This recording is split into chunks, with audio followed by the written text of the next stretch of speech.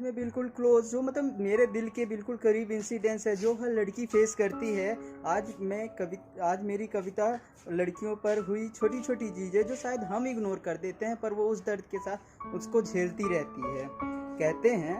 कहते हैं लड़कियां उस घर में होती हैं जहां खुदा की रहमत और ईश्वर का आशीष होता है। कहते हैं लड़कियां उस घर में होती हैं जहां खुदा की रहमत और ईश्वर का आशीष होता है, पर सच पूछो तो समाज ने उनको ऐसे दर्द दिए हैं जिन्हें शायद वो कभी भुला भी नहीं पाती। और मैं आज उन्हीं दर्दों को जाहिर करना चाहता हूँ अपनी कविता के माध्यम से। कब तक चुप रहेंगे हम, जब झाड़ियों के पीछे से सुनाई देती है किसी मासूम की चीखें, जब झाड़ियों के पीछे से सुनाई देती है किसी मासूम की चीखें, और हम उन चीखों को अनजान बन आगे बढ़ जाते हैं, और उसके ऊपर एक आंचल की ओढ़नी डालना या मदद करना भी जरूरी नहीं समझते। क्यों चुप रहते हैं हम, कब तक चुप रहेंगे हम। जब कोई बॉयफ्रेंड अपनी गर्लफ्रेंड के साथ जबरदस्ती करता है, उसके लाख मना करने पर भी ना जाने कितने वादे दे देता है। वो सोचती है वो प्यार में, पर वो ये भूल जाती है कि वो हैवान की हैवानियत में फंसी हुई है।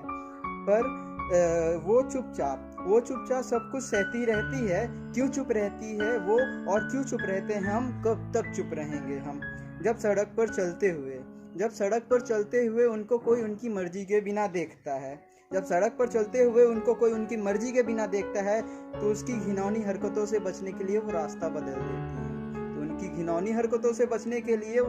बदल देती हैं।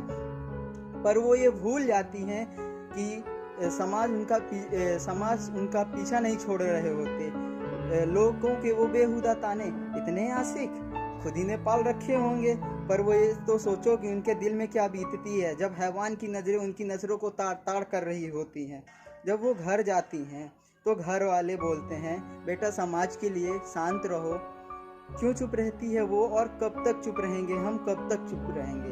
जब गली का कोई गुंडा किसी लड़की का दुपट्टा हवा में उछाल उसकी इज्जत को ताड़ कर रहा होता है, और ना जाने कितनी बद्दियां कस उसकी इज्जत को शमशार कर देता है, तब भी लोग मुंह खोलकर सब कुछ देखते रहते हैं।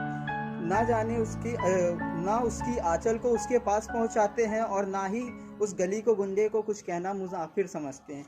क्यों चुप रहती है वो, और क्यों चुप रहते हैं हम, कब तक चुप रहेंगे हम। जब किसी लड़की का रेप होता है तो लोग कहते हैं कपड़े छोटे पहनोगे, रात में देर तक घूमोगी तो यही होगा। तो क्या आज 5 महीने की बच्ची को भी सोच समझ कर कपड़े पहनाए जाएं, क्योंकि वो भी उन हैवान की हैवानियत का और उन दरिंदगों के दरिंदगी का शिकार हुई है। जिस उम्र में उसे माँ के आंचल में होना चाहिए, उस उम्र में वो किसी हॉस्पिटल के पड़े सड़े से बेड में वो अपना दम तोड़ रही होती है।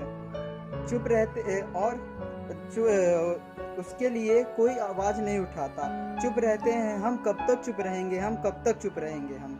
जब शादी के बाद कोई पति अपनी पत्नी पर हाथ उठाता है तो लोग कहते हैं झगड़ा हर घर में होता है। वो बेचारी अपनी माँ बाप की इज्जत के खातिर सब कुछ सहती रहती है, पर जब थक के उसको मौत गले लगाना बेहतर लगता है तो लोग उसके